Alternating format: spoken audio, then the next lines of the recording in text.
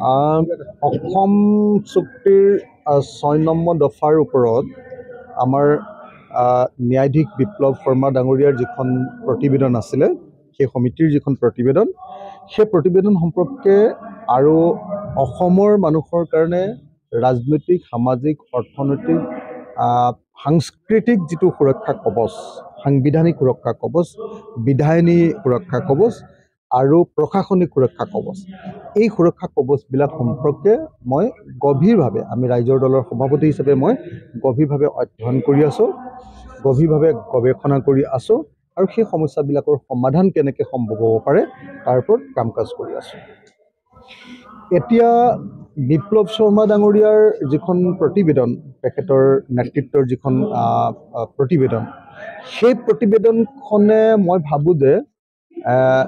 যথেষ্ট কথা কৈছে, কিন্তু অসমৰ সাংবিধানিক ৰক্ষা কৱচ, মাটি আৰু সম্পদৰ ওপৰত সাংবিধানিক ৰক্ষা কৱচৰ কথা কোৱাৰ ক্ষেত্ৰত বিপ্লৱ শৰ্মা কমিটি ব্যৰ্থ হৈছে। প্ৰতিবেদনখনত নায়েই মাটি আৰু সম্পদৰ সুৰক্ষা, যিটো ভাৰতৰ সংবিধানৰ ৩৭১ ক অনুচ্ছেদে আমাৰ মাজলৈ আনিছে। গতিকে প্ৰতিবেদনখনৰ কিছুমান লিমিটেশ্যন আছে।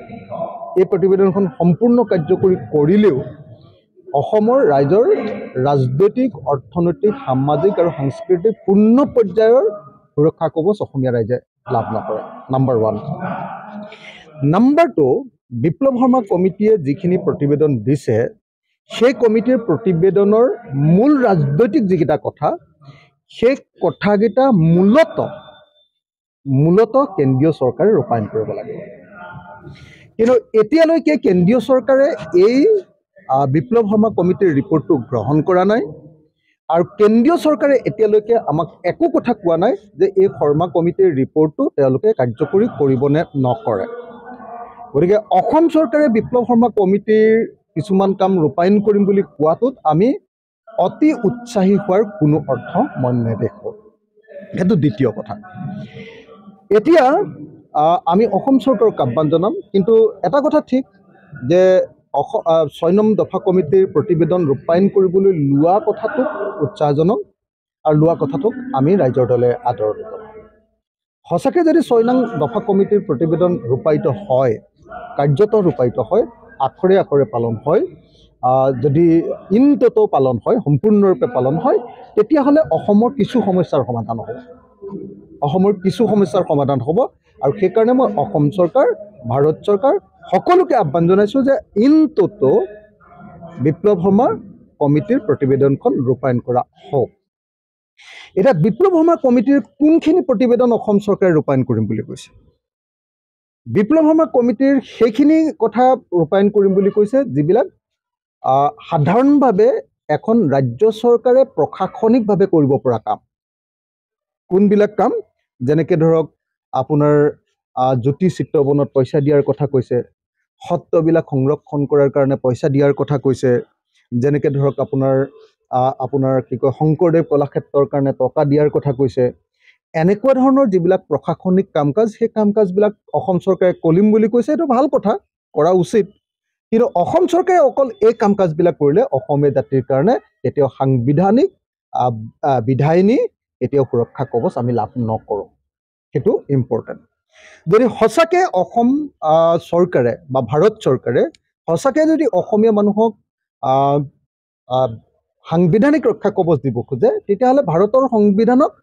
ৰাজ্যক দিব খোজা সাংবিধানিক সুৰক্ষা কৱচ অকল এটা অনুচ্ছেদতে আছে। সেই অনুচ্ছেদটো কি? 371। 371A পৰা 371J লৈকে এই অনুচ্ছেদকেইটাতহে কেৱল আৰু কেৱল এখন ৰাজ্যৰ সাংবিধানিক সুৰক্ষা কৱচৰ কথা লিখি থোৱা আছে। যেনেকৈ ধৰক 371A নাগালেণ্ডক দিছে। নাগালেণ্ডৰ মাটি আৰু নাগালেণ্ডৰ মাটিৰ তলত থকা সম্পদ, তেল, কয়লা, চূণশিল, এই সম্পদবিলাকৰ ওপৰত নাগালেণ্ড চৰকাৰৰ বাহিৰে কোনেও হাত দিব নোৱাৰে, নাগালেণ্ডৰ মানুহৰ বাহিৰে। গতিকে অসমৰ মানুহৰ যদি মাটি আৰু অসমৰ মানুহৰ যদি সম্পদ, ইয়াত থকা তেল, ইয়াত থকা কয়লা, ইয়াত থকা চূণশিল, এই সম্পদবিলাকৰ ওপৰত যদি অধিকাৰ প্ৰতিষ্ঠা হ'ব লাগে, আমাৰ অসমকো ভাৰতৰ সংবিধানৰ ৩৭১ ক অনুচ্ছেদত অন্তৰ্ভুক্ত কৰিব লাগিব।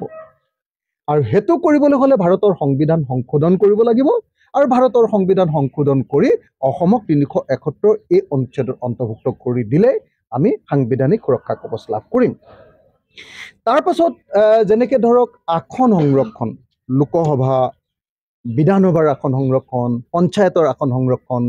এতিয়া আমাৰ বিপ্লৱ শৰ্মা কমিটিয়ে কৈছে যে অসমীয়া মানুহৰ কাৰণে অসমীয়া মানুহ মানে এওঁলোকে কৈছে যে 1951 চন 1951 চনৰ পৰা বসবাস কৰা অসমীয়া মানুহৰ কাৰণে এওঁলোকে আমাৰ বিপ্লৱ শৰ্মাৰ প্ৰতিবেদনে কৈছে যে বিধানসভাৰ আসন লোকসভাৰ আসন পঞ্চায়তৰ আসন আৰু পৌৰসভাৰ আসন সংৰক্ষণ কৰিব লাগে 80% আৰু 70% 80% সংৰক্ষণ কৰিব লাগে বুলি কৈছে এতিয়া এই কামটো কৰিবৰ কাৰণে ভাৰতৰ সংবিধানত ক'ত লিখা আছে ভাৰতৰ সংবিধানৰ আৰ্টিকল 371 এফত ছিকিম ৰাজ্যখনত ছিকিম ৰাজ্যখনৰ যিটো লেপচা জনগোষ্ঠীৰ লোকসকলৰ কাৰণে তাত সংৰক্ষণ আছে এতিয়া 371 এফত যদি অসমৰ নামটো সুমুৱাই দিয়ে আৰু অসমীয়া মানুহৰ অৰ্থাৎ 1951 চনৰ আগতে অহা মানুহবিলাকেহে এই কাৰণেহে আসন সংৰক্ষণ হ'ব বুলি লিখে তেতিয়াহে কেৱল সাংবিধানিক ৰক্ষা কৱচ নহ'লে বেলেগবিলাক কথা কৈ থকাৰ কোনো মিনিং নাই তাৰপিছত চাকৰিটোৰ কথা লিখা আছে ভাৰতৰ সংবিধানৰ 371 জেড এইটো দিছে অন্ধ্ৰপ্ৰদেশক চাকৰি সংৰক্ষণ দিছে তো ঠিক তেনেকৈ যদি অসমক চাকৰি সংৰক্ষণ দিব লাগে অন্ধ্ৰপ্ৰদেশ আৰু তেলেংগানা যেনেকৈ সংৰক্ষণ দিছে তেওঁলোকক দিয়াৰ নিচিনাকৈ আমাক সংৰক্ষণ দিব লাগে তো সেই 371 জেড যদি আমাক অসমক অন্তৰ্ভুক্ত কৰি দিয়ে মানে 371 জেটো ভাৰতৰ সংবিধানৰ অনুচ্ছেদ আৰ্টিকল ভাৰতৰ সংবিধানৰ আৰ্টিকলত যদি অসমৰ নামটো ভৰাবলৈ হয় তেতিয়াহ'লে কোনে পাৰিব ভাৰতৰ সংসদৰ লোকসভা আৰু ৰাজ্যসভাই অৰ্থাৎ কেন্দ্ৰীয় চৰকাৰে পাৰিব কেন্দ্ৰীয় চৰকাৰে যদি সেইটো পাছ কৰি দিব পাৰে তেতিয়াহ'লে আমি সাংবিধানিক ৰক্ষা কৱচ পাম এতিয়া সেই সাংবিধানিক ৰক্ষা কৱচ নিদিয়াকৈ যদি শংকৰদেৱ কলাক্ষেত্ৰৰ কাৰণে অকণমান পইচা সত্ৰবিলাকৰ কাৰণে অকণমান পইচা আমাৰ বিহু বা বাগৰুম্বা বা অন্য কোনোবা জনগোষ্ঠীৰ সাংস্কৃতিক অনুষ্ঠানবিলাক পাতিবৰ কাৰণে ডিষ্ট্ৰিক্ট লেভেলত যদি এটা অডিটৰিয়াম খুলি দিয়ে তেতিয়াহ'লে অসমীয়া জাতিৰ কিমান প্ৰকাৰৰ উন্নতি হ'ব আপোনালোকে কি পৰ্যায়ৰ উন্নতি হ'ব আপোনালোকে নিজে কল্পনা কৰি চাওক কথাটো বুজিছেনে এতিয়া মই ভাবোঁ যে আচলতে বিজেপি চৰকাৰে 2024 চনৰ লোকসভা নিৰ্বাচনত বেয়া ফলাফল দেখুৱাৰ পাছত আৰু 2026 চনত বিজেপি অসমত বিধানসভাত হাৰিব বুলি প্ৰচাৰ হৈ যোৱাৰ পাছত মানুহ যেতিয়া কনভিন্স হৈছে যে এবাৰ বিজেপি হাৰিব তেতিয়া বিজেপি উদ্বাউল হৈ পৰিছে কেনেকৈ তেওঁলোকৰ হেৰুৱা যিটো ভিত্তি সেইটো ঘূৰাই আনিব পাৰে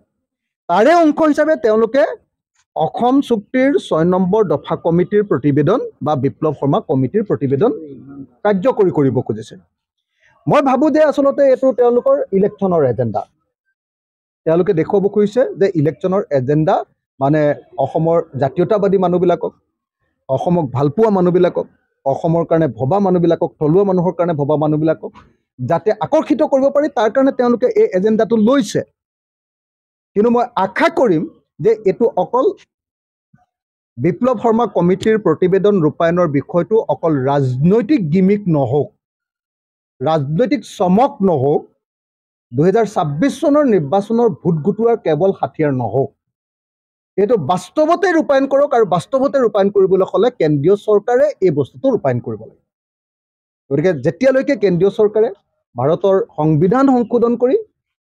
অসমক সুৰক্ষা কৱচ প্ৰদান নকৰিব তেতিয়ালৈকে 6 নম্বৰ দফা কমিটিৰ প্ৰতিবেদন কেতিয়াও ৰূপায়ণ নহয় আৰু সেইটো কেৱল নিৰ্বাচনৰ কাৰণে কৰা হ'ব সেইটো নিৰ্বাচনী চমকত পৰিণত হ'ব আৰু সেইটো অসমীয়া মানুহক আচলতে আভুৱা ভাৰিবৰ কাৰণে কৰা হ'ব আৰু সেইকাৰণে মই 6 নম্বৰ দফা কমিটিৰ প্ৰতিবেদন ইন toto কেন্দ্ৰীয় চৰকাৰক গ্ৰহণ কৰি এইখন প্ৰতিবেদন বাস্তৱায়িত কৰিবৰ কাৰণে আহ্বান জনাইছোঁ